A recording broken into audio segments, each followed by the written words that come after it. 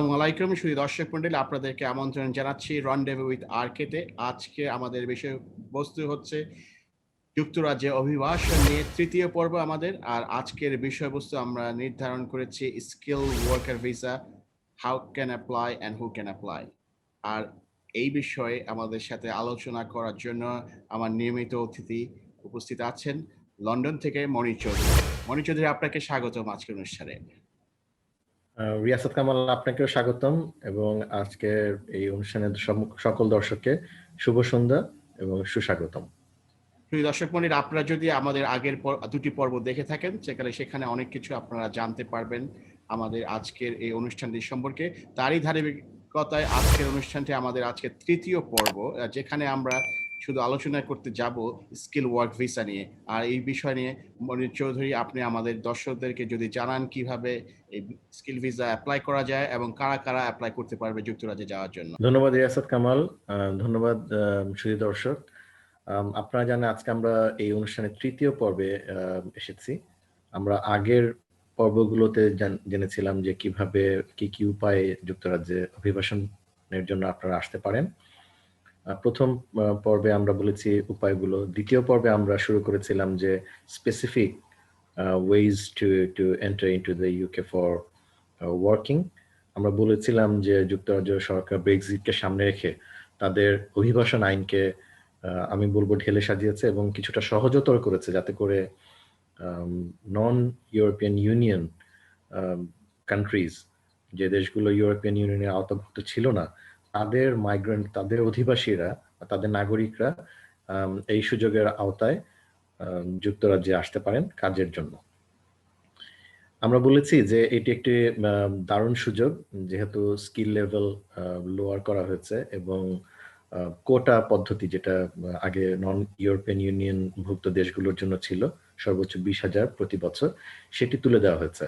এছাড়া salary level এবং skill level lower করার মাধ্যমে যুক্তরাজ্য সরকার আসলে আমাদের জন্য একটা দারুণ সম্ভাবনা সুযোগ তৈরি করে দিয়েছেন, যার সুযোগ আমরা যদি নিতে পারি, আমাদের মতো দেশের জন্য এটি একটি চমৎকার সুযোগ আমি বলবো।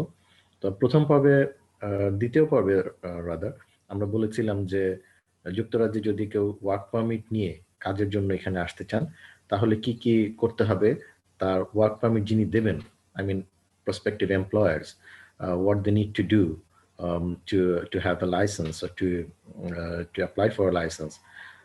আমরা জেনেছিলাম যে to have a license there are specific ways,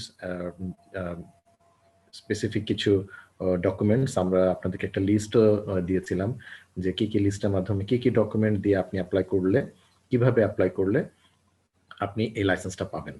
তো সেক্ষেত্রে আমরা এটাও বলেছিলাম যে প্রক্রিয়াটা সহজ হলেও আপনারা অবশ্যই একজন এক্সপার্টের সহযোগিতা নেবেন যখন আপনারা অ্যাপ্লাই করবেন। তো আমি আশা করব যে এই পর্বটি আমরা শুরু করব ওই ভিত্তিতে যে আপনি একজন ওয়ার্ক পারমিট হোল্ডার হিসেবে বা যুক্তরাজ্যে কাজের জন্য আপনি আগমন করতে চান বা অভিবাসনের জন্য সুযোগ খুঁজছেন, সেক্ষেত্রে আপনাকে কি করতে হবে। তো প্রথমেই আমি বলবো যে এই স্কিলড ওয়ার্কার ভিসা এটা একটা পয়েন্ট বেস সিস্টেম, যেটা আগে টিয়ার 2 বলে বিবেচিত ছিল। টিয়ার 2 নামটা চেঞ্জ করে এখন এটাকে স্কিলড ওয়ার্কার ভিসা হিসেবে নামকরণ করা হয়েছে। আর আমরা এটিও ধরে নেব এই পর্বের জন্য দর্শক যে আপনাকে আপনার যে প্রসপেক্টিভ যিনি এমপ্লয়ার বা যার ব্যবসা প্রতিষ্ঠানে আপনি কাজ করতে চান তার লাইসেন্স রয়েছে। সো এই বিষয়টি মাথায় রেখে আজকে কিন্তু আমাদের পর্বটি আমরা সাজাবো। প্রথমেই বলবো যে দর্শক, আপনাদের এই অনুষ্ঠানে একটা বড় উদ্দেশ্য কিন্তু যে আপনারা এই যুক্তরাজ্যে আগমন করতে গিয়ে বা অভিবাসনের প্রক্রিয়া আপনারা যাতে প্রতারিত না হন, সেই বিষয়টি মাথায় রেখে কিন্তু আমরা আপনাদের কিছু সঠিক তথ্য উপস্থাপন করতে আমরা চাই। আমরা প্রথমে বলেছিলাম যে এই প্রতারণার শিকার যাতে আপনারা না হন, তাহলে সেজন্য আমরা আপনাদেরকে যুক্তরাজ্য সরকারের ওয়েবসাইট থেকে বা অথেন্টিক ইনফরমেশন গুলো আপনাদেরকে দেবার চেষ্টা করব।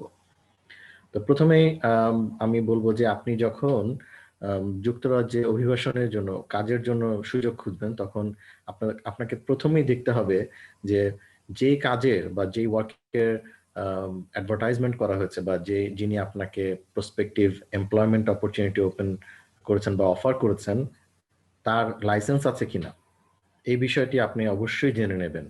কারণ এই বিষয়টি যে তার যদি লাইসেন্স না থাকে তাহলে কিন্তু তিনি আপনাকে স্পন্সর করতে পারছেন না। এই বিষয়টি খুবই গুরুত্বপূর্ণ যে আমরা অনেক সময় না দেখে বা না জেনে আমরা কিন্তু কোনো এজেন্ট বা তাদের চক্র, যেটা আমরা বলবো যে প্রতারক চক্র, তাদেরকে কিন্তু আমরা মানে অ্যাডভাইস বা বিভিন্ন কারণে টাকা দিয়ে ফেলি। হ্যাঁ, অনেক সময় দেখা যায় যে তারা কিছু ফিস বা এগুলো প্রলোভন দেখিয়ে আপনার কাছ থেকে টাকা হাতিয়ে নেয়।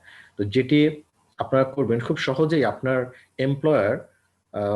এমপ্লয়ার এই স্কিলড ওয়ার্কার লাইসেন্স তার আছে কিনা এটি যাচাই করার জন্য আপনার জন্য সহজ সুযোগ কিন্তু রয়ে গেছে। যুক্তরাজ্য গভর্নমেন্টের ওয়েবসাইটেই কিন্তু skilled worker license sponsors license list, হ্যাঁ, যদি আপনি www.google.co.uk টাইপ করে সেখানে সার্চ ইঞ্জিনের মধ্যে যদি আপনি ইয়ার টু স্পন্সর্স লিস্ট অথবা স্কিলড ওয়ার্কার স্পন্সর্স লিস্ট যদি আপনি টাইপ করেন, তাহলে আপনি যুক্তরাজ্য সরকারের gov.uk থেকে আপনি স্পন্সরশিপ লাইসেন্স যাদের আছে তাদের লিস্টটা পেয়ে যাবেন। এটি অ্যালফাবেটিক্যাল অর্ডারে আছে এবং যতগুলো কোম্পানি যুক্তরাজ্যে ওয়ার্ক পারমিট ইস্যু করার জন্য লাইসেন্স প্রাপ্ত তাদের সবার লিস্ট ওখানে আছে এবং এটি হচ্ছে gov.uk থেকে এভরিডে আপডেটেড হয় এবং আপনারা জানেন যে আপনি যখন লিস্টটা অ্যাক্সেস করবেন সেই দিনে সেই কোম্পানিটি লিস্টে যদি না থাকে তাহলে কিন্তু আপনার এই কোম্পানির আওতায় আপনি অ্যাপ্লাই করতে পারবেন না।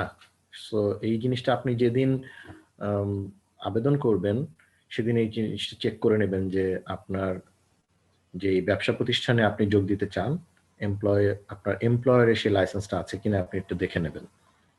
তো এটি হচ্ছে প্রথম। আর দ্বিতীয়ত আপনাকে যেটা করতে হবে সেটা হচ্ছে যে আপনার স্কিল লেভেলটি কোন লেভেলে আছে এবং সেটার জন্য কি কি জিনিসগুলো দরকার সেই জিনিসটাও আপনার কিন্তু জেনে নিতে হবে। তো এটিও জানার জন্য যুক্তরাজ্য সরকারের ওয়েবসাইটে সুন্দর করে সবকিছু দেয়া আছে। তো আপনারা জব লিস্টগুলো আপনার স্পেসিফিকেশনগুলো সেগুলো যদি আপনারা জেনে নেন তাহলে আপনার জন্য সুবিধা হবে যে আপনি আপনার জব ডেসক্রিপশনটা জেনে নিতে পারবেন এবং সেই জব ডেসক্রিপশনের জন্য আপনার কি কি লেভেল বা রিকোয়ারমেন্টস আছে সেই জিনিসটিও আপনি জেনে নিতে পারবেন। তো এক্ষেত্রে আমি আপনাদেরকে একটি স্ক্রিন শেয়ার করব। আমি আপনাদেরকে অফিস ফর ন্যাশনাল স্ট্যাটিস্টিক্স এই ওয়েবসাইটটিতে আমি নিয়ে যাচ্ছি। দর্শক, আপনারা দেখছেন যে এখানে এই ওয়েবসাইটটি একটি ONS অকুপেশন কোডিং টুল এটাকে বলে। তো এই টুলটি এটি ভেরি ইম্পর্টেন্ট, এটাতে কিন্তু আপনি আপনার জব ডেসক্রিপশনটা পেয়ে যাবেন। তো এখানে আপনারা দেখছেন যে হোয়াট ইজ দিস, আপনার ডেসক্রিপশন আছে।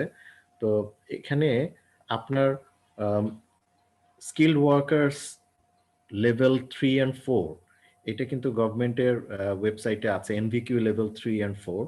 সেখানে আপনার জবটি কোন লেভেলের আওতায় সেটি কিভাবে ফাইন্ড আউট করবেন এই টুলটিতে আপনারা পেয়ে যাবেন। সেটা হচ্ছে যে আমি দেখবেন যে এখানে অকুপেশন টাইটেল আছে। ধরুন আমি অকুপেশন টাইটেল লিখছি ডক্টর। এখানে দু ধরনের সার্চ দেওয়া আছে। একটা, আপনার যদি নাম্বারটা জব অকুপেশন কোড নাম্বারটা আপনার জানা থাকে তাহলে এখান থেকে আপনি কোড নাম্বার দিয়ে আপনি পাবেন, আবার এখান থেকে আপনি পাবেন। আমি যদি এখানে ডক্টর লিখে সার্চ করি তাহলে দেখবেন যে এখানে একটা লিস্ট বেরিয়ে আসছে, doctor, Docker, decorator, doctor hospital. আমরা প্রথমটা যদি দেখি ডক্টর হলে একটা স্ক্রিন পপ আপ করছে, আপনি দেখবেন যে 2211 এটি হচ্ছে কোড, জব কোডটা হচ্ছে 2211, দ্যাটস মেডিকেল প্র্যাকটিশনার্স। তো এখানে আপনি দেখবেন যে জব ডেসক্রিপশনটা দেয়া আছে, entry requirements for this job সেগুলো দেয়া আছে, আপনার রিকোয়ারমেন্টস গুলো আপনি ফিল। আর সবচেয়ে ইম্পর্টেন্ট যে বিষয়টা আপনাকে বলেছিলাম সেটা হচ্ছে যে কোড গুলো কিন্তু এখানে দেয়া আছে, যে এটা কোড কোন কোডের আওতায় পড়ছে জবটা, তারপরে job related to this code সেটাও আছে। হ্যাঁ, এভাবে কিন্তু আপনি আপনার কোডগুলো পেয়ে যাবেন এই টুল থেকে। এখন আপনাদেরকে নিয়ে যাচ্ছি 2211 হচ্ছে মেডিকেল প্র্যাকটিশনার্স। আপনি কোড দিয়ে আপনি কিভাবে সার্চ করবেন। আপনি যদি এখানে অকুপেশন কোড 2211 টাইপ করে আপনি যদি সার্চ করেন, একই জিনিস কিন্তু চলে আসবে। সো আপনি আবার পেয়ে যাচ্ছেন এটা। সো দুভাবেই করা যায়। আপনার জব ডেসক্রিপশনটা, আপনার কোড যদি জানা না থাকে তাহলে আপনি অকুপেশন কোড না দিয়েও ডেসক্রিপশন দিয়ে আপনি সার্চ করতে পারেন। আর কোড জানা থাকলে আপনি কোড স্পেসিফিক ডেসক্রিপশন এবং কোডটা এনভিকিউ লেভেলে কোন লেভেল সেটা আপনি জানতে পারবেন। আরেকবার সার্চ করি আমরা। ধরুন আপনি শেফ হিসেবে আসতে চান, তাহলে আমরা শেফ লিখে সার্চ করলাম, দেখি আমরা কি আসছে। সেটা আছে 5434 chef development, 5434 chef head chef, 5434 chef pastry chef, 9272 assistant chef. এখন আমরা শেফ সার্চ করি, আপনি দেখেন যে আপনার জব ডেসক্রিপশনটা চলে আসছে। জব ডেসক্রিপশনে যেটি ইম্পর্টেন্ট, দেখেন আপনি entry requirement to this job of this job, সেখানে কিন্তু বলা হয়েছে এটা এনভিকিউ লেভেল at level 3। আমরা বলছিলাম যে নতুন ক্যাটাগরিতে এই লেভেলগুলো যোগ হয়েছে। সো আপনার জবের লেভেলটা কিন্তু আপনারা দর্শক এখান থেকে পেয়ে যাচ্ছেন। সো এটি খুবই গুরুত্বপূর্ণ যে আপনি যেই প্রফেশন বা যেই জবের আওতায় আসতে চান সেই জবটি লেভেল 3 এর নিচে হলে কিন্তু দর্শক হবে না। আপনাকে অবশ্যই লেভেল 3 অ্যান্ড অ্যাবাভ, 3, 4, 5, 6 হতে পারে, কিন্তু মিনিমাম হতে হবে লেভেল 3। সো আপনার জবটি কোন লেভেলের মধ্যে পড়ে এই জিনিসটা আপনারা জেনে নেবেন।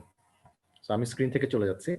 এবার আসি দর্শক, দ্বিতীয় যে বিষয়টি গুরুত্বপূর্ণ সেটি হচ্ছে যে আপনি আপনার জব লেভেলটা জেনেছেন, আপনার এরপরে আপনার জন্য কি করা লাগবে সেটি আপনি এবার আমরা আসি।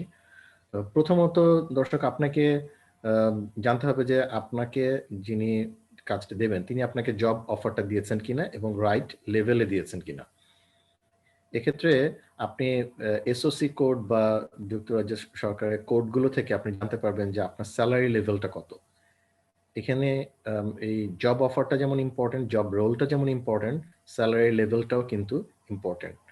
আমরা গত পর্বে বলেছিলাম যে কিছু কিছু ক্ষেত্রে যেখানে শর্টেজ অফ অকুপেশন আছে কিংবা যদি এটা পিএইচডি বা ওএনএস লেভেলের জব হয় তাহলে এখানে লোয়ার স্যালারি থ্রেশহোল্ড 20,480 এটা আছে।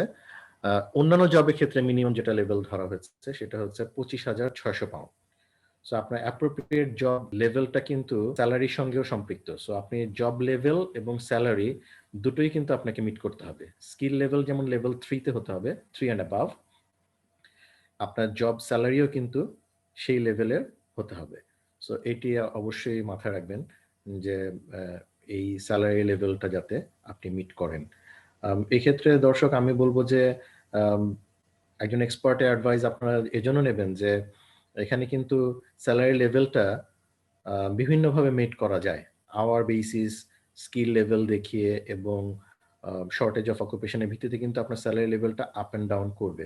সো এই ক্ষেত্রে আপনি সঠিক অ্যাডভাইসটা নিলে আপনার জন্য কিন্তু ভিসা প্রক্রিয়াটা সহজতর হয়ে যাবে। আদারওয়াইজ আপনি সবকিছু পেয়েও কিন্তু আপনার ভিসাটা রিফিউজ হতে পারে বিকজ অফ স্যালারি লেভেল। আমাদের প্র্যাকটিসে আমি দেখেছি যে অনেকেই এই বিষয়টিতে সতর্ক না থাকার কারণে ভুল স্যালারি লেভেল দিয়ে দেওয়ার কারণে কিন্তু সব কিছু থাকার পরেও সঠিক জব অফার, স্পন্সরশিপ সবকিছু থাকার পরেও কিন্তু ভিসা রিফিউজ হয়েছে। সো এই ক্ষেত্রে আপনি সতর্ক থাকবেন আশা করি। তো এবার আসি আমরা যে প্রথমে বলেছি এটি একটি পয়েন্ট বেস সিস্টেম। এখন আপনাকে কিন্তু রিকোয়ারমেন্টস গুলো ফিল করতে হবে পয়েন্টস বেসিসে। এখানে কিছু পয়েন্ট আছে ট্রেডেবল, which means আপনার টোটাল পয়েন্টস আপনি যে একটা মিট না করলে আরেকটা থেকে আপনি কভার করতে পারবেন। আর কিছু পয়েন্ট থাকবে সেটা হচ্ছে ম্যান্ডেটরি, মানে নন ট্রেডেবল। এই সেক্টরগুলোতে পয়েন্ট কিন্তু আপনার পেতেই হবে। তো এই পয়েন্ট বেস সিস্টেমটা এবার আমি আপনাদেরকে একটু ব্যাখ্যা করব। টোটাল আপনাকে 70 পয়েন্টস পেতে হবে দর্শক।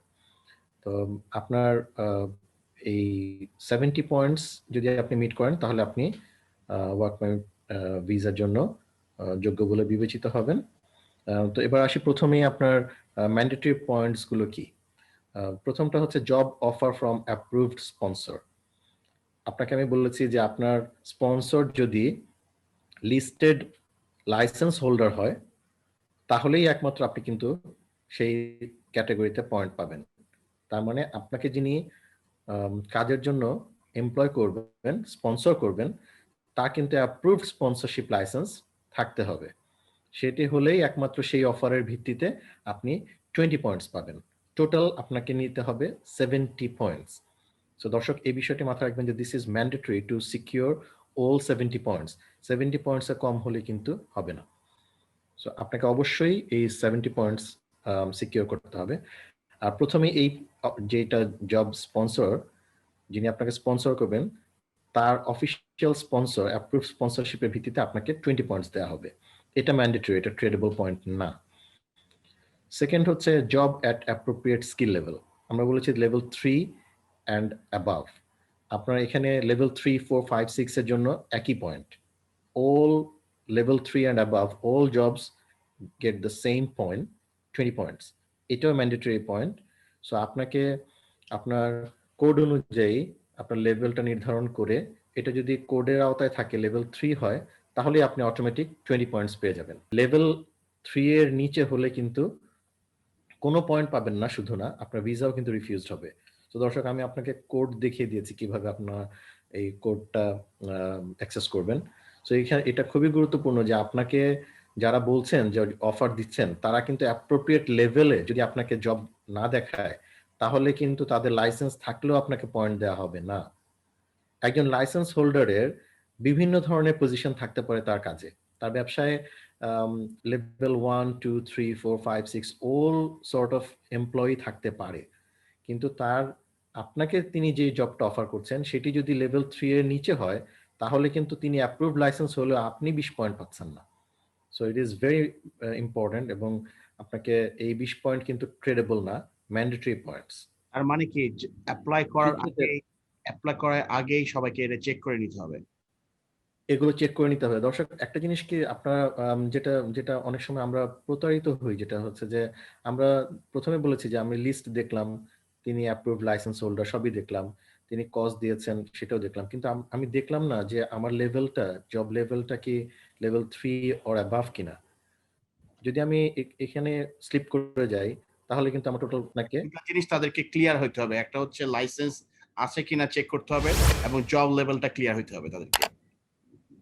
ম্যান্ডেটরি জব লেভেলটা ক্লিয়ার হতে হবে, তার তাহলে আপনি জবটা কি লেভেল 3 তে আছে? হ্যাঁ তাহলেই সে পয়েন্ট পাবে, এছাড়া কিন্তু পয়েন্ট পাচ্ছে না এবং টোটাল অ্যাপ্লিকেশনটাই ক্যান্সেলড হয়ে যাবে, মানে রিফিউজড হয়ে যাবে। সো এটা নন ট্রেডেবল ম্যান্ডেটরি রিকোয়ারমেন্টস। থার্ড যে ম্যান্ডেটরি রিকোয়ারমেন্টসটা আছে সেটি হচ্ছে ইংলিশ ল্যাঙ্গুয়েজ। ইংলিশ ল্যাঙ্গুয়েজের ক্ষেত্রে এই যে পরিবর্তন এসছে, একটা বড় ধরনের পরিবর্তন এসছে, সেটা হচ্ছে যে এখন কিন্তু জিসিএসসি এবং ও লেভেল যদি কারো থাকে তাহলে সেটিও কিন্তু ওই লেভেল B1 যে এটা ম্যান্ডেটরি লেভেল ছিল বা আছে সেই লেভেলটা চেঞ্জ হয়নি, কিন্তু জিসিএসসি বা ও লেভেলস কোয়ালিফিকেশনস এখানে অ্যাড করা হয়েছে। যে যার জিসিএসসি বা ও লেভেলস আছে সেও B1 লেভেল সাফাইস করে এটি ধরে নেওয়া হবে। এই ইংলিশে B1 লেভেল এটা কিন্তু অল ব্যান্ডসে আপনার লাগবে।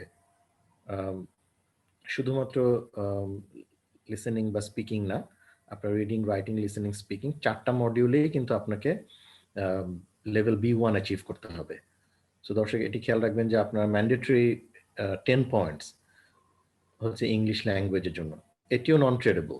সো এক্ষেত্রে আমরা দেখছি যে আউট অফ 70 পয়েন্টস 50 কিন্তু ম্যান্ডেটরি। এই তিনটা যদি আপনার না থাকে আপনার টোটাল অ্যাপ্লিকেশন ফ্রাস্ট্রেটেড হবে। এবার আসি আমাদের ট্রেডেবল পয়েন্টস গুলো কি কি আছে। এখন স্যালারি, অ্যাপ্রোপ্রিয়েট স্যালারি লেভেল, এটি একটা পয়েন্ট আছে যেখানে আপনার ট্রেডেবল, আপনার স্যালারি লেভেল 20,480 মিনিমাম, আর অ্যাপ্রোপ্রিয়েট লেভেলে আপনাকে স্যালারি পেতে হবে, এটির জন্য আছে স্যালারি লেভেল যদি 25,600 or above হয়, স্যালারি লেভেল যদি অ্যাপ্রোপ্রিয়েট লেভেলটা 25,600 above হয়, তাহলে আপনি 20 পয়েন্টস পাবেন। এই 20 পয়েন্টস হলে কিন্তু আপনার অ্যাপ্লিকেশন 70 পয়েন্টস কভার করে যাচ্ছে। সো আপনি যে আছেন সেখানে হচ্ছে যে আপনার 20 পয়েন্টস পাবেন হচ্ছে স্যালারি লেভেল 25,600 প্লাস হলে। যদি না হয় সেক্ষেত্রে আরেকটা অপশন আছে, যেহেতু এটি ট্রেডেবল পয়েন্টস, অন্য একটা দিয়ে কিন্তু আপনি কভার করতে পারবেন। সেক্ষেত্রে আপনার জবটা যদি শর্টেজ অফ অকুপেশনে থাকে, থাকলে আপনি 20 পয়েন্টস পেয়ে যাবেন।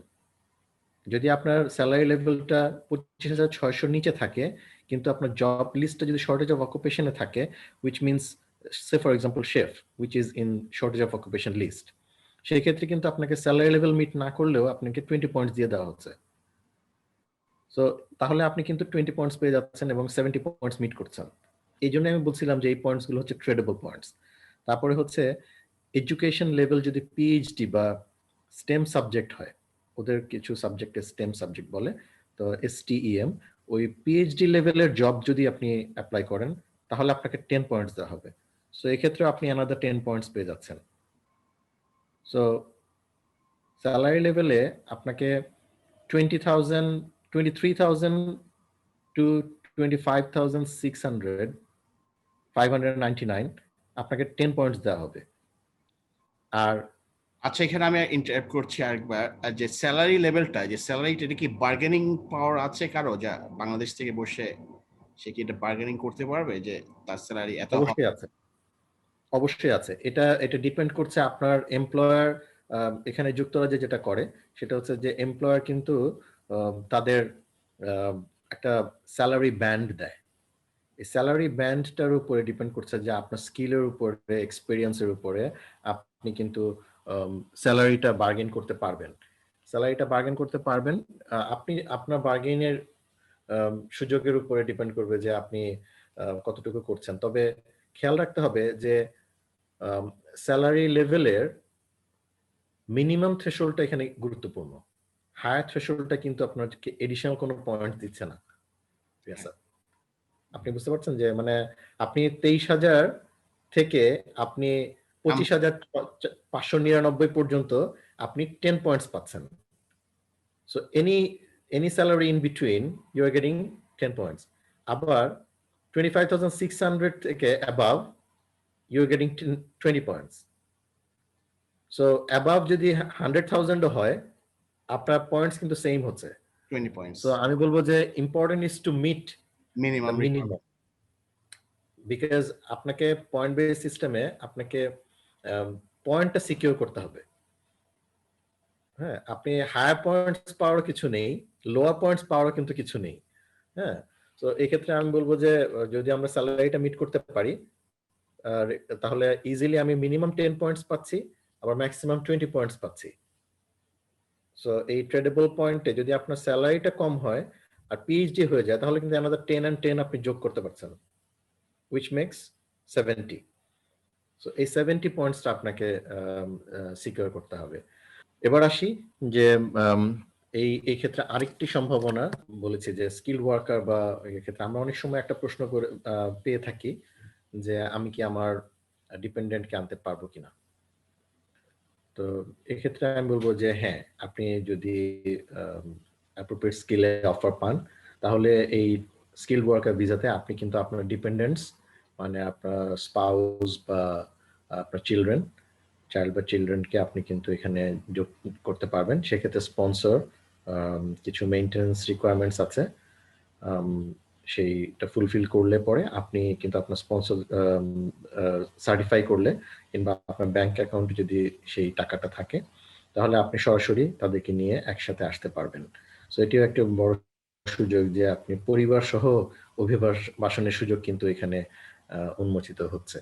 ধন্যবাদ মনির চৌধুরী, আপনি আমাদেরকে সুন্দরভাবে বুঝিয়ে দিয়েছেন কিভাবে স্কিল ভিসাগুলি অ্যাপ্লাই করতে হয়, কোন কোন ইনফরমেশনগুলি আমাদেরকে লুক করতে হয়, যেগুলিতে বিভিন্নভাবে মানুষ প্রতারিত হতে পারে অ্যাপ্লাই করার আগে, যেগুলি দেখে নিতে হয়, এবং এগুলি দেখে নেওয়ার অনেকগুলি সুযোগ আছে সহজভাবে।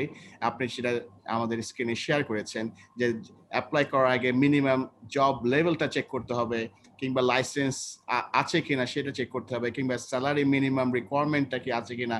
এই যে ইনফরমেশনগুলি চেক করে অ্যাপ্লাই করে মানুষ তাহলে অনেক সহজভাবে এগুলি করা যায়, এবং এগুলি করার জন্য যে ওয়েবসাইটগুলি আছে, যে লিঙ্কগুলি আছে, আপনারা যদি দেখেন সেগুলি উপকৃত হবেন। মনে যদি আমরা অনুষ্ঠানের শেষ পর্যায়ে, আপনি কি আমাদের সাথে অনুষ্ঠানের এই স্কিল ভিসা নিয়ে আর কিছু শেয়ার করতে চাচ্ছেন কিনা?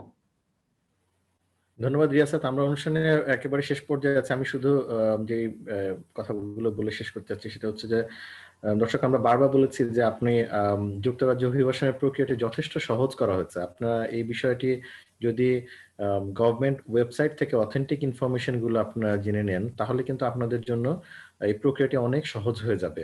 তো আমি বলবো যে আমরা যা বলেছি সেগুলো থেকে আপনারা আশা করি কিছু ধারণা পেয়েছেন।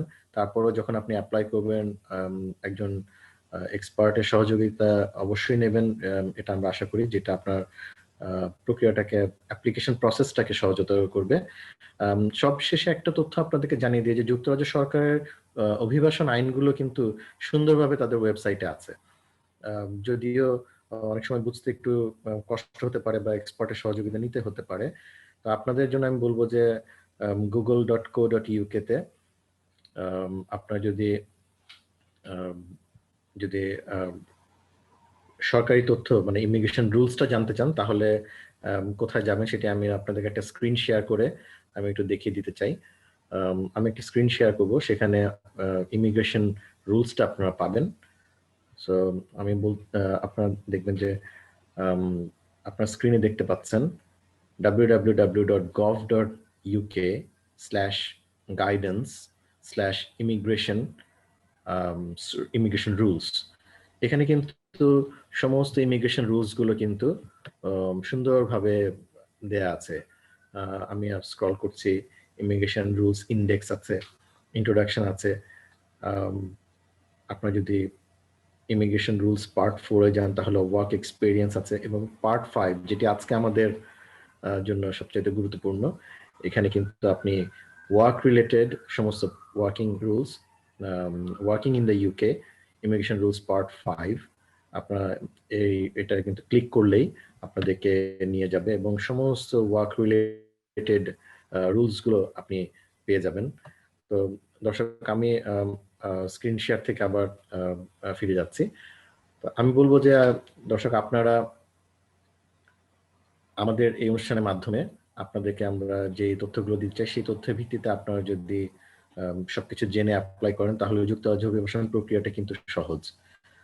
আমি আশা করব যে আপনারা আজকের অনুষ্ঠান থেকে উপকৃত হয়েছেন। আমি রন্ডেভু উইথ আরকে এবং রিয়াসাত কামালের মাধ্যমে আপনাদের সবাইকে ধন্যবাদ দিতে চাই আজকে আমাদের সঙ্গে থাকার জন্য, আজকে অনুষ্ঠান আমাদের সঙ্গে দেখার জন্য। আপনার যদি সামান্যতম উপকার হয়ে থাকে তাহলে আমাদের এই আয়োজন সার্থক হবে। এবং আপনাদের যদি কোনো প্রশ্ন থাকে তাহলে আপনারা আমাদেরকে জানাতে পারেন, এবং আমরা চেষ্টা করব আপনাদেরকে সর্বতোভাবে সহযোগিতা করার জন্য। আজকে আমাদের সবাইকে আজকে আমি শুভেচ্ছা দিয়ে শেষ করতে চাই। ধন্যবাদ রিয়াসাত কামাল। ধন্যবাদ মনির চৌধুরী, আপনাকে অসংখ্য ধন্যবাদ আমাদের সাথে আমাদের দর্শকদের জন্য অনেকগুলো ইনফরমেশন শেয়ার করার জন্য। সেই দর্শক মণ্ডলী, আপনারা আজকে আমাদের এই তৃতীয় পর্বে যুক্তরাজ্য অভিবাসন নিয়ে তৃতীয় পর্বে আমাদের যে বিষয়টি ছিল স্কিল ভিসা নিয়ে, আপনারা অনেক কিছু, অনেক ইনফরমেশন কিভাবে অ্যাপ্লাই করতে হয় এবং কি কি ওয়েতে করতে হয়, কি অনেক ইনফরমেশন আপনারা আমার গেস্ট থেকে আজকে জানতে পেরেছেন। আশা করি এগুলি আপনাদের কাজে লাগবে। আমাদের উদ্দেশ্য একটাই, সেটা হচ্ছে যে আপনাদের আমাদের অনুষ্ঠানটা দেখে আপনারা যদি কোনোভাবে উপকৃত হন, ইনফরমেশন ইউকেতে যাওয়ার আপনাদের কোনো ইচ্ছা যদি জেগে থাকে, তাহলে আপনারা যদি আমাদের এই পর্বগুলি দেখে উপকৃত হন, তাতেই আমাদের সার্থকতা। আর আপনাদের যদি কোনো প্রশ্ন থাকে, কোনো কিছু জানার ইচ্ছা থাকে, আপনারা আমাদের আপনারা কমেন্ট করতে পারেন, কিংবা আমাদের দেওয়া ইমেল অ্যাড্রেসে আপনারা ইমেল করতে পারেন। আমরা চেষ্টা করব আপনাদেরকে আপনাদের প্রশ্নের উত্তরগুলি দ্রুত শেয়ার করার জন্য। আমাদের সাথে থাকার জন্য অসংখ্য ধন্যবাদ সবাইকে। এখানে বিদায় নিচ্ছি। আল্লাহ হাফেজ।